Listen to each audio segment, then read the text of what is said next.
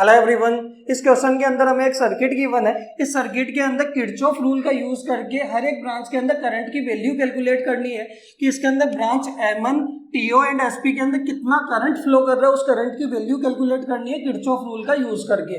तो देखो इसके अंदर हम KVL अप्लाई करते हैं। तो इस सर्किट के अंदर हमें दो सेल गिवन है। पहले सेल का EMF है 8 वोल्ट और दूसरे सेल का EMF है 4 वोल्ट। ठीक है, यहाँ पे अगर आप देखोगे तो इसका पॉजिटिव राइट में है और इसका पॉजिटिव किधर है, लेफ्ट में। इससे पहले जो क्वेश्चंस किए थे दोनों सेल्स के अंदर पॉजिटिव पॉजिटिव सेम साइड होते थे लेफ्ट में, या फिर पॉजिटिव पॉजिटिव दोनों राइट में होते थे। यहाँ पे आपके पास एक का पॉजिटिव राइट में और दूसरे का पॉजिटिव क्या है, लेफ्ट में है। तो इसमें थोड़ा सा चेंजेस होने वाला है, तो वही समझते हैं कैसे सोल्व करेंगे। तो देखो 8 वोल्ट है, इसके पॉजिटिव से हमें पता है करंट निकलना है, तो यहाँ पे हम बोल देते हैं कि इससे करंट निकलेगा कितना, I1। ठीक है, और यहाँ पे 4 वोल्ट के इस पॉजिटिव से इधर की तरफ करंट निकलेगा कितना, I2। बताओ क्लियर है। अब ये I1 इधर जाएगा तो ये पॉजिटिव से एंटर करेगा, ये नेगेटिव से लीव करेगा, और यहाँ पे करंट कौन सा आ जाएगा, I1।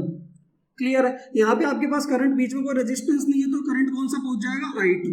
ठीक है, यहाँ तक बनाने के बाद आपको एक चीज ध्यान रखनी है कि सेल से जितना पॉजिटिव से करंट निकलता है उतना का उतना नेगेटिव के अंदर क्या करता है, एंटर करता है। तो यहाँ पे आपके पास ये पॉजिटिव इससे निकला है, तो यहाँ पे वापस नेगेटिव में कितना जाएगा, I1 ही जाएगा। तो यहाँ पे करंट बना देते हैं कितना, I1। क्लियर है। सेम अगर आप देखोगे तो इसके पॉजिटिव से 4 वोल्ट के पॉजिटिव से I2 निकला है, तो इसके नेगेटिव में वापस कितना जाएगा, I2 जाएगा। तो यहाँ पे आपके पास करंट कौन सा जाएगा, I2 जाएगा। ये आपके पास I2 इस तरीके से गया, तो ये पॉजिटिव होगा और ये नेगेटिव होगा, और वापस नेगेटिव में 4 वोल्ट के नेगेटिव में कितना एंटर कर जाएगा, I2 एंटर कर जाएगा। ये करंट आपको बना लेना है। अब बीच वाले 4 ओम के अंदर जो करंट की वैल्यू होने वाली है वो हम डिसाइड करेंगे कि किस डायरेक्शन में लूप चल रही है, किस तरीके से लूप चल रही है। कि अगर आपको इस तरीके से लूप चल रही है तो I3 इधर जाएगा। ठीक है, और अगर इसमें लूप चल रही है नीचे वाले में, तो I3 की वैल्यू क्या होने वाली है, T2O होने वाली है। क्लियर है। तो यहाँ पे हम क्या करते हैं, KVL अप्लाई करते हैं ऊपर वाले के अंदर। तो देखो ऊपर वाले में करंट की डायरेक्शन में KVL अप्लाई करेंगे तो इस तरीके से लूप चलेगी। बैटरी के बाद हम स्टार्ट करेंगे तो इस तरीके से, क्या मतलब क्लॉकवाइज लूप चलने वाली है, लूप 1। तो जब इस तरीके से लूप चलेगी तो इसके अंदर करंट भी क्या होने वाला है, इसी तरीके से होने वाला है कितना, I3। कि भाई करंट ऐसे जाएगा I3, तो ये पॉजिटिव होगा और ये क्या होगा, नेगेटिव होगा। और इस I3 की वैल्यू क्या आने वाली है, तो इस जंक्शन के ऊपर हम क्या लगाएंगे, KCL लगाएंगे। तो इस जंक्शन पे अगर आप देखोगे तो I2 और I3 तो क्या कर रहे हैं, लीव कर रहे हैं, और I1 क्या कर रहा है, एंटर कर रहा है। तो I1 बराबर कितना हो जाएगा, I2 प्लस I3। तो यहाँ पे I3 की वैल्यू कितनी आ जाएगी, I1 माइनस I2। ये किसके लिए आई, लूप 1 के लिए। ठीक है, बट नीचे वाले में हम KVL लगाएंगे तो देखो इस तरीके से करंट की डायरेक्शन में लूप चलाएंगे, ये क्या होगी, क्लॉकवाइज। तो इसके अंदर अगर आप देखोगे तो लूप चलाएंगे तो यहाँ पे आपके पास इस तरीके से करंट जाएगा, तो इसके लिए करंट की वैल्यू क्या होने वाली है, ये I3। क्लियर, ये I3 होगा। तो यहाँ पे अगर आप देखोगे तो ये पॉजिटिव और ये क्या होगा, नेगेटिव। ठीक है, यहाँ पे I3 की वैल्यू निकालने के लिए इस T जंक्शन पे क्या लगाएंगे, KCL लगाएंगे। तो T पे KCL लगाएंगे तो देखो एंटर तो कौन कर रहा है, I2, और लीव कौन कर रहा है, I1 और I3। तो I2 बराबर कितना आ जाएगा, I1 प्लस I3। तो नीचे वाली लूप के लिए I3 की वैल्यू कितनी आएगी, I2 माइनस I1। बताओ क्लियर है। तो यहाँ पे आपको जब ऊपर वाली में KVL अप्लाई करेंगे लूप के अंदर, तो I3 की वैल्यू क्या होने वाली है, I1 माइनस I2। और जब नीचे वाले में लूप चलाएंगे तो क्या होने वाली है, I3 की वैल्यू, यहाँ पे अगर आप देखोगे ये पॉजिटिव और ये नेगेटिव, ये I3 की वैल्यू हो गया आपके पास I2 माइनस I1। बताओ क्लियर है यहाँ तक। तो इसके अंदर हम KVL अप्लाई करते हैं लूप 1 के अंदर। तो अप्लाई KVL इन क्लोज्ड मेश 1 या क्लोज लूप 1।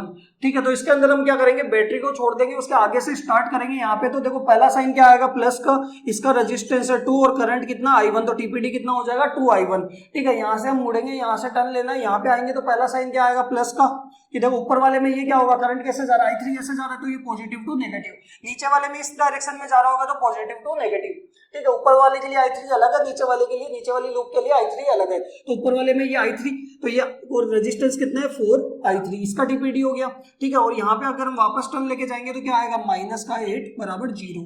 कि इसके अंदर दो रेजिस्टेंस आ रहे थे, 2 ओम और 4 ओम, दोनों के अक्रॉस हमने TPD निकाला, और ये आपके पास सेल का EMF, एल्जेब्रिक सम क्या हो गया, इन तीनों का 0 हो गया।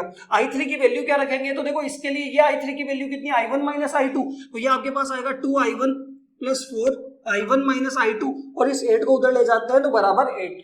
क्लियर है। तो यहाँ से अगर आप देखोगे तो 2I1 और ये प्लस का 4I1 तो कितना हो जाएगा, 6I1, और ये माइनस का 4I2 बराबर कितना, 8। ये हमारे पास आ गई इक्वेशन नंबर 1। हमने लूप 1 में KVL अप्लाई किया तो हमारे पास ये इक्वेशन आई।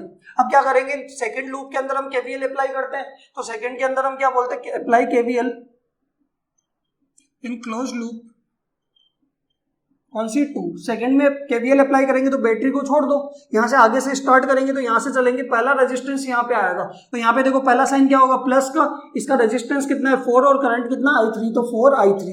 ठीक है, आगे बढ़ेंगे तो यहाँ से अगर आप देखोगे तो ये पहला साइन प्लस का और इसके अंदर आने वाला है 1i2। ठीक है, और यहाँ पे आपके पास वापस माइनस और ये 4 बराबर 0। यहाँ पे भी आपके पास दो रेजिस्टेंस है, दोनों का टीपीडी आया। ठीक है, और आपके पास सेल का ईएमएफ, तीनों का एल्जेब्रिक सम हमने क्या कर दिया 0 कर दिया। बट यहाँ पे इस i3 की वैल्यू क्या होने वाली है i2 माइनस i1, तो यहाँ पे 4i2 माइनस i1 और प्लस का i2 बराबर क्या लिख दिया मैंने 4। तो ये तो देखो 4i2 और ये i2 कितना हो जाएगा 5i2 और यहाँ पे क्या आने वाला है माइनस का 4i1 plus 5i2 equals to आपके पास 4। ये आ गई इक्वेशन नंबर 2। हमारे पास दो वेरिएबल i1 और i2 और दो इक्वेशन है, दोनों में हम एलिमिनेशन रूल लगा के क्या करेंगे सोल्व करेंगे, तो i1 i2 की वैल्यू आ जाएगी और उससे हम क्या निकाल सकते हैं i3 की वैल्यू निकाल सकते हैं। क्लियर है? तो यहाँ पे देखो इक्वेशन 1 और 2 को हम सोल्व करते हैं, तो इसके अंदर इक्वेशन 1 के अंदर यहाँ पे 6i1 है।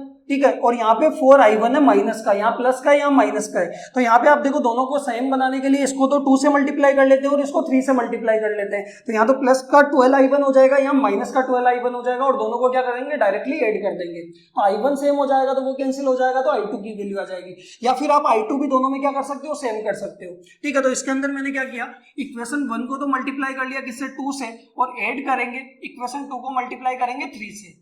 क्लियर है? तो इक्वेशन 1 को 2 से मल्टीप्लाई करेंगे तो क्या आएगा 12i1 माइनस का 8i2 इक्वल्स टू आपके पास 16। ये आने वाला है, इसको 2 से मल्टीप्लाई किया, इसको 3 से मल्टीप्लाई करेंगे तो माइनस का 12i1, ठीक है, प्लस का ये आपके पास हो जाएगा 15i2 और इक्वल्स टू कितना आएगा 12। ये आने वाला और दोनों को क्या करना है ऐड करना है, तो ये तो क्या हो गया कैंसिल हो गया, ये आपके पास आ जाएगा 7i2 और ये आपके पास आ जाएगा 28। तो i2 की वैल्यू आपके पास कितनी आ जाएगी 28/7 4 एम्पियर। इस i2 की वैल्यू इक्वेशन 1 या 2 किसी में भी पुट करेंगे तो आपके पास किसकी वैल्यू आ जाएगी i1 की वैल्यू आ जाएगी। क्लियर है? तो करते क्या है, put value of i2 in equation 1 में पुट कर देते हैं। तो इक्वेशन 1 में i2 की वैल्यू पुट करेंगे तो हमारे पास क्या आएगा 6i1 माइनस 4i2 कितना है 4 इक्वल्स टू आपके पास 8। तो देखो 6i1 इक्वल्स टू आपके पास हो जाएगा 8 प्लस और ये 4 इंटू 4 16, तो यहाँ पे 6i1 इक्वल्स टू आपके पास आ जाएगा 24। तो i1 की वैल्यू भी कितनी आएगी 4 एम्पियर। बताओ क्लियर है? आपके पास i1 आ गया, i2 आ गया, अब हमें क्या निकालना है i3। तो देखो i3 की ये वैल्यू निकालेंगे तो इसके लिए तो कितना आने वाला है i1 माइनस i2, तो यहाँ पे तो i3 कितना आएगा 4 माइनस 4 कितना 0 एम्पियर।